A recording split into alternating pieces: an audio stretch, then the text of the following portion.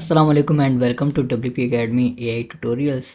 आए दिन हम कोई नया AI कोड जनरेटर देखते हैं, कोई नया AI मॉडल देखते हैं या कोई नया ऐप बिल्डर देखते हैं और इनमें रोज़ बरोज़ इजाफा होता जा रहा है। जैसे लवेबल बोल्ट जैसे टूल्स के आने के बाद इस तरह के दूसरे टूल्स बहुत तेज़ी से मार्केट में आ रहे हैं, जिनमें हर कंपनी ट्राई कर रही है कि उनका एक अपना एआई कोड जनरेटर हो या उनका अपना एक एआई फुल ऐप या वेबसाइट बिल्डर हो, जिसमें ना सिर्फ एआई कंपनीज बल्कि होस्टिंग कंपनीज लाइक होस्टिंगर भी शामिल हो रही हैं। इसी दौड़ में फिग्मा भी शामिल हुआ है। फिग्मा एक बहुत बड़ी कंपनी है जो कि एक डिज़ाइन टूल के तौर पर जानी जाती है, जहां पर लोग वेबसाइट और एप्लीकेशंस और किसी भी किस्म के इंटरफेस के डिज़ाइंस बनाते हैं और इसे वाइडली दुनिया में बड़ी ऑर्गेनाइजेशन से लेकर छोटे छोटे प्रोजेक्ट्स में भी इस्तेमाल किया जा रहा है। फिग्मा ने अपना एआई बिल्डर फिग्मा मेक के नाम से इंट्रोड्यूस किया है, जिसकी मुकम्मल तफसीलात आप figma.com/make पर आकर देख सकते हैं। यहाँ पर इनके होम पेज के ऊपर लोगों की बनाई गई ऐप्स भी शोकेस की गई हैं।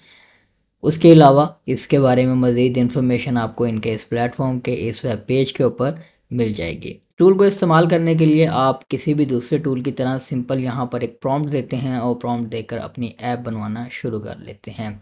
आप ऐप बनवा सकते हैं, आप वेब पेज बनवा सकते हैं, आप किसी भी फिग्मा डिज़ाइन को वर्किंग कोड में कन्वर्ट करवा सकते हैं, किसी भी इमेज को प्रॉम्प्ट में देकर आप उसका भी इंटरफेस वर्किंग इंटरफेस जनरेट करवा सकते हैं। आप इवन उन इंटरफेसेस के अंदर डेटाबेस इंटीग्रेशंस यानी कि सुपरबेस को भी इंटीग्रेट कर सकते हैं, जिससे आप रियल टाइम ऐप्स भी बना सकते हैं विद रियल डेटा।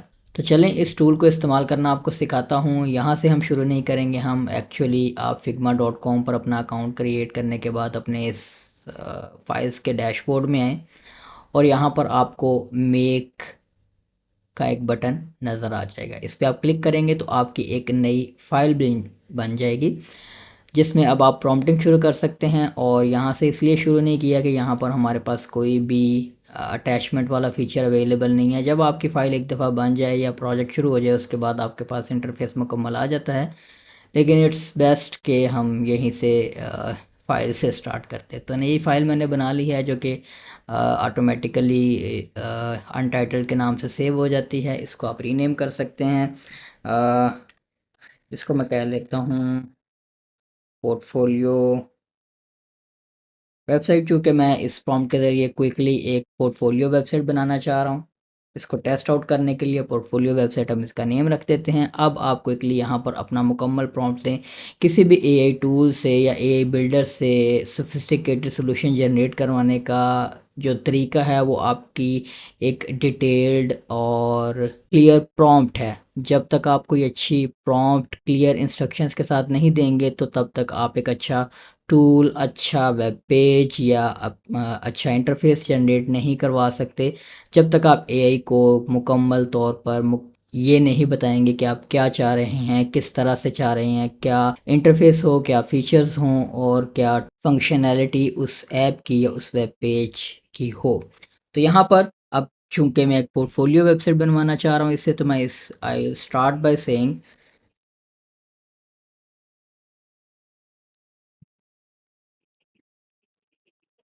मैंने इसे कहा कि create a modern responsive portfolio website with dark and light mode. ये एक बड़ी सिंपल प्रॉम्प्ट है। इसके थ्रू आपका एक सोफिस्टिकेटेड लैंडिंग पेज जनरेट नहीं होगा। ये अपने गेस वर्क के साथ खुद ही इंक्लूड कर देगा जो चीज़ें ऐसे लगेंगी कि वेबसाइट के ऊपर होनी चाहिए, लेकिन उसके बाद में फिर आपको उसको कस्टमाइज़ करवाते करवाते आप अपने क्रेडिट्स जो हैं वो कंज्यूम कर बैठेंगे और बड़े लिमिटेड क्रेडिट्स होते हैं इन प्लेटफॉर्म्स के ऊपर जब आप इसे ख़ास तौर पर फ्री इस्तेमाल कर रहे होते हैं। तो आप अपनी शुरुआत इस तरह के सिंपल प्रॉम्प्ट की बजाय एक डिटेल्ड प्रॉम्प्ट से करें, जो कि अभी आपके सामने मैं स्क्रीन के ऊपर लिखूंगा और उसे आपको एक्सप्लेन भी करूंगा।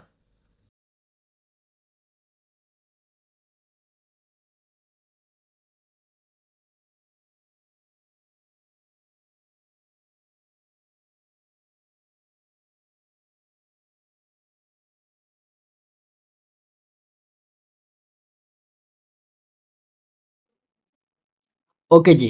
तो सिर्फ इतनी प्रॉम्प्ट लिखने के बजाय मैंने वक्त लगाया और एग्जैक्टली इस एआई को बताया, इस एआई मॉडल को बताया कि मुझे क्या चाहिए ताकि इसका काम आसान हो जाए और मुझे मेरा मतलूबा रिज़ल्ट मिल जाए। जिसमें मैंने इसको एक्सटेंड किया अपनी रिक्वायर्ड कलर स्कीम जो मुझे पसंद है। मैंने उसे कहा कि इंडिगो कलर स्कीम यूज़ करो with light grey and white colour scheme. उसके बाद मैंने बताया कि secondary buttons can be black और डिफरेंट शेड ऑफ ब्लैक। उसके बाद मैंने टैग इसे बता दिया कि use Tailwind and next JS.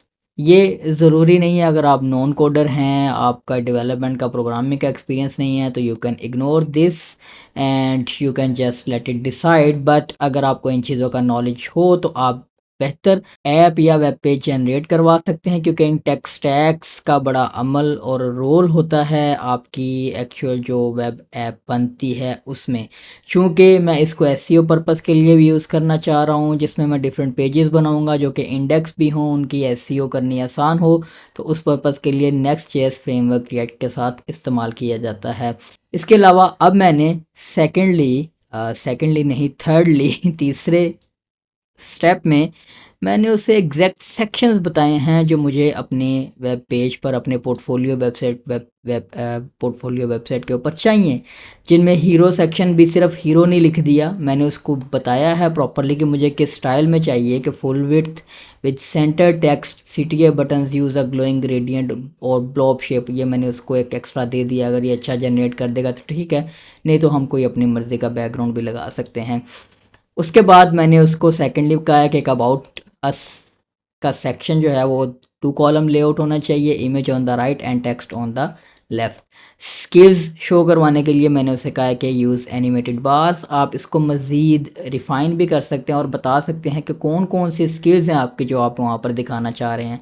Otherwise ये ख़ुद ही अपनी स्किल्स पिक करके कुछ जो रैंडम पॉपुलर यूज़ की जा रही हैं वो उन्हें दिखा देगा। उसके बाद मैंने उसे कहा कि सर्विसेज का जो सेक्शन है उसमें 6 कार्ड्स होने चाहिए, 3 पर row with icon, title and description. अब इसका स्टाइल वो खुद ही पिक कर लेगा, और जब पिक कर लेगा तो उसके बाद उसको मॉडिफाई करना हमारे लिए कोई इतना मुश्किल काम नहीं है।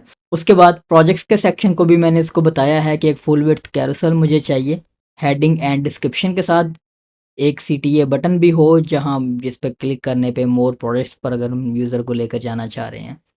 उसके बाद मैंने उसे बताया है कि रिव्यूज़ का सेक्शन जो है वो vertically scrolling upward continuous animation, 3 columns 2 रोज। तो जैसा मैं मेरे दिमाग में सोच रहा हूँ अगर ये वैसा बना देगा तो ठीक है, नहीं तो प्रॉम्प्ट देकर हम इससे ठीक करवा लेंगे, या हम कोई रेफरेंस इमेज देकर इसे वो भी मैं आपको सिखाऊंगा इसके दौरान ही कि आप रेफरेंस इमेज या इवन फिग्मा की कोई फाइल का फ्रेम भी देकर उससे उसका कोड जनरेट करवा सकते हैं। प्राइसिंग के लिए मैंने उसे कहा क्लीन मॉडर्न प्राइसिंग कार्ड्स, और मैंने उसे साथ ये भी बता दिया है इन दिस केस कि 3 सर्विसेज ऑफर करनी है, सिंपल वेबसाइट, एडवांस वेबसाइट और ई कॉमर्स वेबसाइट। तो ये होपफुली प्राइसिंग प्लान्स भी खुद ही हमें बना देगा। आप अपनी मर्ज़ी से अपनी ये पूरा प्रॉम्प्ट अगर आपको चाहिए हो तो वीडियो की डिस्क्रिप्शन में आपको इसका लिंक मिल जाएगा इस प्रॉम्प्ट का। इसको आप इस्तेमाल कर सकते हैं मॉडिफाई करके, अपनी मर्ज़ी से कस्टमाइज़ करके अपने या कोई भी पोर्टफोलियो वेबसाइट बनाने के लिए। उसके बाद मैंने उसे कहा कि कॉन्टैक्ट मी का सेक्शन, इसके लिए मैंने कोई डिटेल्ड इन्फॉर्मेशन नहीं दी, आप यहाँ पर दे सकते हैं। फुटर के लिए मैंने उसे बता दिया कि मुझे मिनिमल फुटर चाहिए, लेफ़्ट पर लिंक्स हों, सेंटर कॉपीराइट टेक्स्ट और राइट पर सोशल लिंक्स। तो अब हम सिंपली इसके इस बटन को प्रेस करते हैं और इसको अपना काम करने देते हैं। चलें जी, फिग्मा मेक ने अपना काम शुरू कर दिया है और अब देखते हैं कि कितनी देर में हमें ये कैसा web page, portfolio website basically generate करके देता है।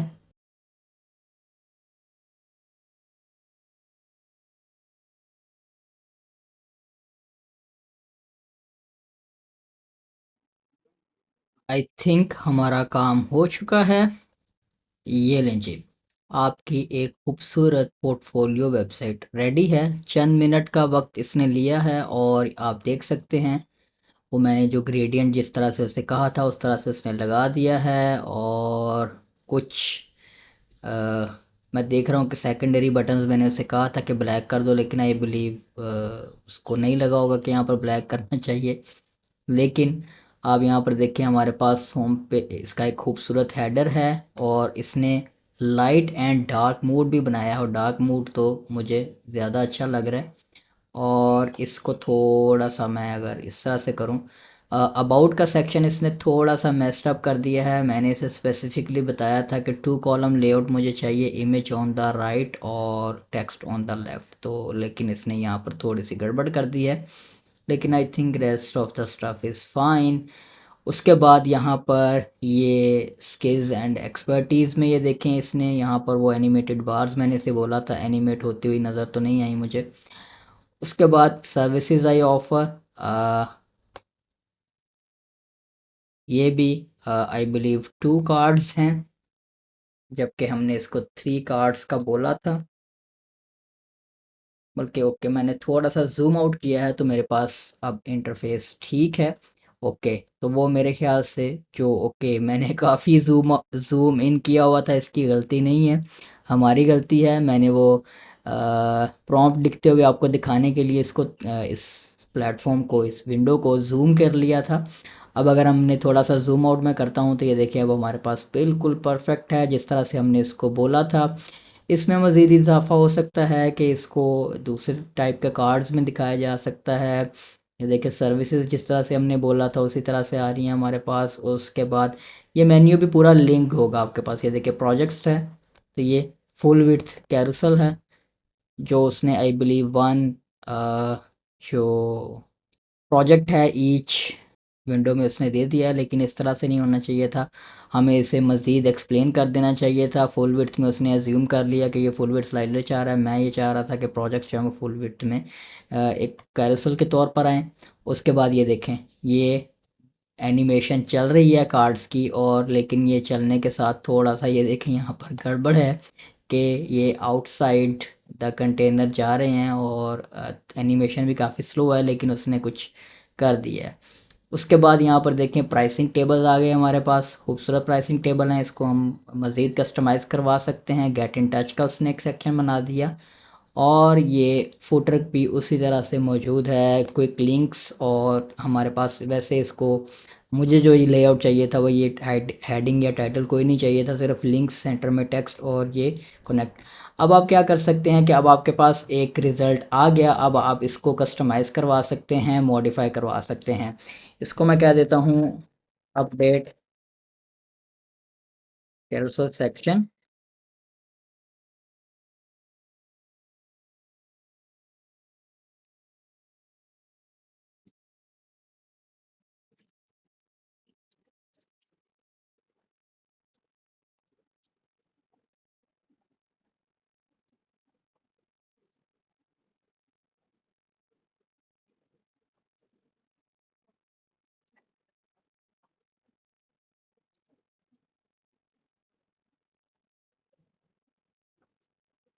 Okay, now this is how I wanted my projects to be displayed.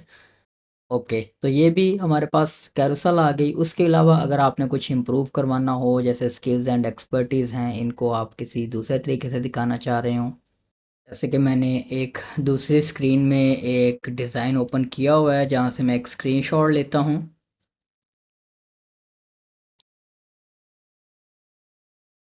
यहाँ पर कंट्रोल वी से उसे पेस्ट कर देता हूँ।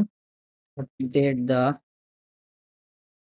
स्किल्स सेक्शन एज पर माय रेफरेंस।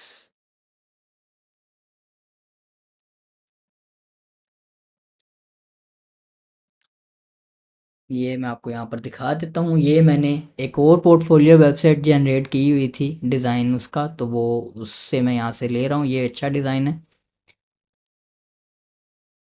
अभी हमें इसमें टाइपोग्राफी भी बता देनी चाहिए थी, टाइपोग्राफी भी उसने चूज़ कर ली है अपनी मर्ज़ी से।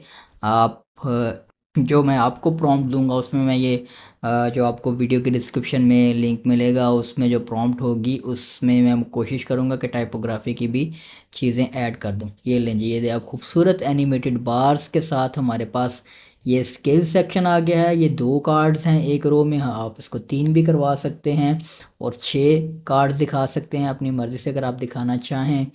और ये हमारे पास इसका जो हेडर सेक्शन है, अब इसमें अगर आपने किसी भी किस्म की मॉडिफिकेशन करनी हो किसी फिग्मा फ्रेम के थ्रू, जैसे कि अब मैं यहाँ पर सर्च करता हूँ प्राइसिंग टेबल, और यहाँ से मैं फ्री वाले ऑप्शन को सिलेक्ट कर लेता हूँ, पेड फाइल्स हमें नहीं चाहिए।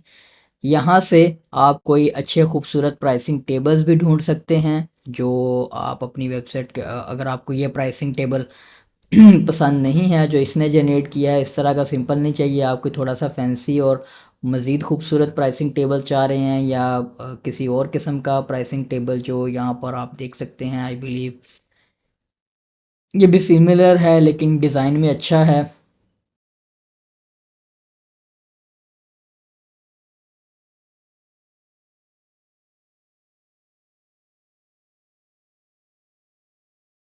आई थिंक थोड़ा सिंपल और इस तरह का चूज़ कर लेते हैं। ये अब इन फाइल्स में ये देखें, ये सिर्फ इमेज फाइल्स हैं, एक्चुअल प्राइसिंग टेबल फ्रेम्स नहीं है। ये इनको मैं क्लोज़ कर देता हूँ, ये भी कोई फिट नहीं बैठ रहा हमारे इस पोर्टफोलियो वेबसाइट के लिए। तो यहाँ से आपने, ये मेरे पास चूँकि एक पूरा फ्रेम है, इसमें ये प्राइसिंग टेबल भी है, तो मैं यहाँ से इसको सिर्फ आपको चूँकि करना दिखाना है, तो आपने डिज़ाइन अपनी मर्ज़ी का आप ढूंढ सकते हैं। यहाँ से आप इसे कॉपी करें और यहाँ पर पेस्ट कर दें, तो ये देखिए आपके पास पूरा फ्रेम जो है वो यहाँ पर आ जाएगा। ये देखिए जो आप फिग्मा फ्रेम कॉपी करेंगे, पेस्ट करेंगे यहाँ पर, उसके साथ एक पेंसिल का, ये एक पेन का आइकन भी आ जाएगा कि ये इमेज नहीं है, ये फिग्मा का फ्रेम है और ये इसको बेहतर तरीके से अंडरस्टैंड कर लेगा। इसके अलावा आप यहाँ से इंपोर्ट फ्रॉम फिग्मा की पे भी क्लिक कर सकते हैं और अपलोड इमेज पे भी क्लिक कर सकते हैं। अब मैं इसको इसको कमांड देता हूँ, इसको स्टार्ट करने का कहता हूँ, तो अब इस प्राइसिंग टेबल को भी हम इस तरह से अपडेट करवा लेते हैं। उसके अलावा आपको अब मैं इसका कोड मॉडिफाई करने के लिए एक छोटी सी ट्रिक दिखा देता हूँ। डिजिटल रिसोर्सेज में मेरे पास एक pattern craft dot fun website है। यहाँ पर आपको बड़े खूबसूरत बने हुए बैकग्राउंड्स जो है वो यहाँ से आपको मिल जाते हैं, ख़ास तौर पर रिएक्ट और टेलविंड के साथ इस्तेमाल करने के लिए, जिसमें आपको मैं इसको इस्तेमाल करना भी सिखाता हूँ इसको भी। यहाँ पर हम आते हैं और देखते हैं कि इसने प्राइसिंग टेबल को अपडेट किया है या नहीं किया है, और आई बिलीव कर दिया है। रीलोड करता है, ये देखें। ओके, अच्छा, उसने सेम जो प्राइसिंग प्लान है वो उसने डिज़ाइन में उसने वो ऑब्वियसली वो जो डेटा था वो भी इनकॉर्पोरेट कर दिया है।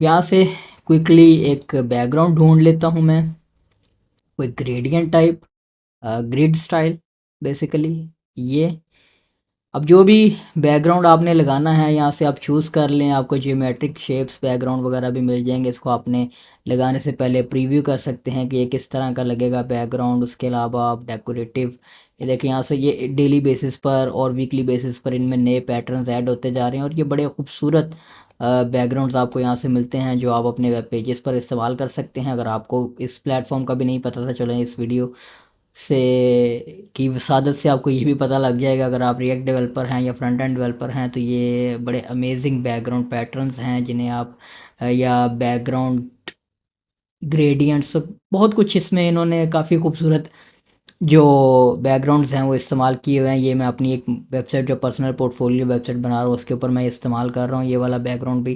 तो इस तरह से आपको बड़े खूबसूरत बैकग्राउंड्स यहाँ से मिल जाते हैं। तो मैं यहाँ से वापस जियोमेट्रिक वाले पर आता हूँ और यहाँ से इसको प्रीव्यू कर लेते हैं। Okay, I think that's good. और यहाँ से आपने इसका कोड सिंपली कॉपी कर लेना है। ओके, तो अब कोड ही हम मॉडिफाई करेंगे। उसने हमें कह दिया है कि आप out of your free A credits हैं, लेकिन ये अच्छी बात है कि हम ऑलमोस्ट सारा काम कंप्लीट कर चुके हैं इस के फ्री क्रेडिट प्लान के अंदर ही रहते हुए। अब बाकी का काम हम कोड मॉडिफिकेशन के साथ कर सकते हैं, या इस सोर्स कोड को आप डाउनलोड करके किसी भी दूसरे टूल में, कर्सर वगैरह में, वीएस कोड में ले जाकर वहाँ पर भी उनके जो फ्री एआई मॉडल्स जो वीएस कोड वगैरह में अवेलेबल हैं, अमेज़न क्यू, गिटहब कोपायलट, उनको इस्तेमाल करते हुए इंस्ट्रक्शंस देकर आप मॉडिफाई कर सकते हैं। अब इसका कोड आपने एक्सेस करना है तो सिंपली आप प्रीव्यू के साथ कोड की टैब पर क्लिक करेंगे उसके अलावा इसका रिस्पॉन्सिव मोड भी मैंने चेक करना था, वो बिल्कुल परफेक्ट रिस्पॉन्सिव वेबसाइट है हमारे पास। वापस कोड पर आते हैं और ये देखें यहाँ पर आपके पास कंपोनेंट्स के सेक्शन में हर सेक्शन जो है वो एक ईच कंपोनेंट के तौर पर आपके पास अवेलेबल होगा। जिस सेक्शन को आपने मॉडिफाई करना है उस पर क्लिक करेंगे तो उसका कोड आपके पास आ जाएगा, जिसमें हमारे पास ये बैकग्राउंड ग्रेडियंट और ब्लॉब वाला जो सेक्शन है इसको मैं रिप्लेस कर लूँगा अपने इस कोड के साथ। और इसमें नॉर्मली एक एक्स्ट्रा डिव कंटेनर आ जाता है, इसको आपने रिमूव कर देना है कि ये पोजीशन रिलेटिव वाला इसका जो मेन पेरेंट कंटेनर है वो ऑलरेडी अवेलेबल ही है हमारे पास। इसको प्रीव्यू करते हैं और यहाँ से डेस्कटॉप पर आते हैं। ये देखें वो वाला खूबसूरत ग्रेडियंट बैकग्राउंड हमारे पास इम्प्लीमेंट हो गया है। और इसके अलावा मज़ीद आप इसको चेंज कर सकते हैं, मॉडिफाई करना हो तो ये देखें कोड में अब आपके पास सारा जो टेक्स्ट है वो अवेलेबल है। आप इसको मॉडिफाई, इसमें आपके एक क्रेडिट्स की आपको ज़रूरत नहीं है, एडिटर फ्री है। ओके, और इस तरह से अब आप इसमें एक डाटा भी अपना मॉडिफाई कर सकते हैं।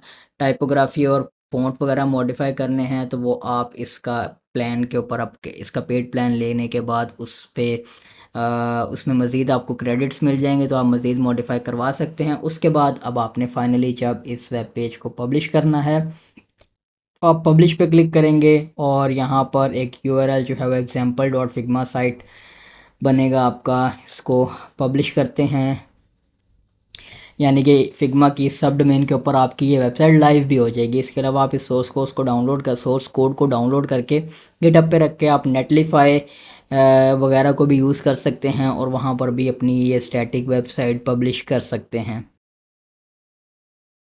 ओके जी, तो ये देखें ये आपकी एक यूनिक यूआरएल के साथ आपकी साइट बन गई है और ये फिग्मा के ऊपर होस्टेड होगी। और यहाँ पर ऑब्वियसली इनका ये एक जो बार है यहाँ पर आ रही है, ये कम्युनिटी के साथ शेयर हो गई है वेबसाइट और ये एक्सेसिबल है इस यूआरएल के ऊपर। अगर आप इसको अपनी होस्टिंग के ऊपर रखना चाहते हैं, अपने पर्सनल प्राइवेट किसी होस्ट के ऊपर नेटलीफाई जैसे प्लेटफॉर्म के ऊपर होस्ट करना चाहते हैं तो यहाँ से आप सिंपली कोड के सेक्शन में आएँ और यहाँ से आप अपने इस सोर्स कोड को डाउनलोड कर लें और उसके बाद आप इस कोड को गिटहब रिपोजिटरी बनाकर उसके ऊपर पब्लिश करें। और पब्लिश करने के बाद आप इसको गिटहब रिपोजिटरी से नेटलीफाई पर पुल कर सकते हैं, नेटलीफाई पर गिटहब रिपोजिटरी के थ्रू साइट को होस्ट कर सकते हैं। वो मैंने इससे प्रीवियस जो डायड की वीडियो बनाई थी एआई की चैनल के ऊपर मौजूद होगी, उसमें मैंने जो डायड में ऐप बनाई थी उसको नेटलीफाई पर होस्ट करना भी सिखाया था। तो अगर आपने वो सीखना हो तो आप वो वीडियो देख सकते हैं, उसमें वो तरीका भी मैंने बताया हुआ है कि आप किस तरह से गिटहब के ऊपर पब्लिश करने के बाद अपने सोर्स कोड को आप नेटलीफाई के ऊपर उसे होस्ट कर सकते हैं। तो उम्मीद करता हूँ इस वीडियो से आपको कुछ नया सीखने को मिला होगा। इसी तरह के मुफीद वीडियोस से अगर आप अपडेटेड रहना चाहते हैं तो मेरी सोशल मीडिया के ऊपर अगर ये वीडियो देख रहे हैं तो प्रोफाइल को फॉलो कर लें, यूट्यूब पर देख रहे हैं तो चैनल सब्सक्राइब कर लें ताकि आप इस तरह के अमेजिंग वीडियो ट्यूटोरियल से लाइल बना रहे हैं। तो मुझे इजाज़त दें, दोबारा किसी अमेजिंग टॉपिक के साथ आपकी खिदमत में फिर हाजिर होंगे। तब तक के लिए अल्लाह हाफिज़।